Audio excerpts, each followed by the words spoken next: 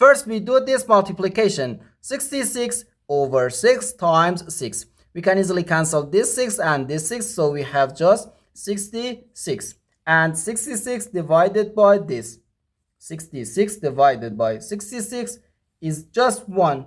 But this answer is not correct, because according to the order of operations, multiplication and division have equal priority, and we have to work from left to right. So here, first we have to do this division, not this multiplication. If you do this multiplication before this division, it is wrong.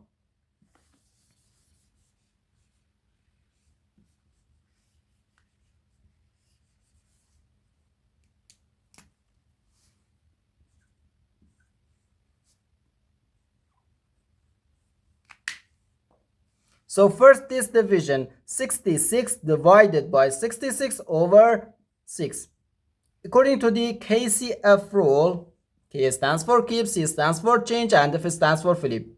We can write keep the first fraction, change division to multiplication, and flip the second fraction. So we have 66 times 6 over 66 and times 6. Okay? Now, we do this multiplication.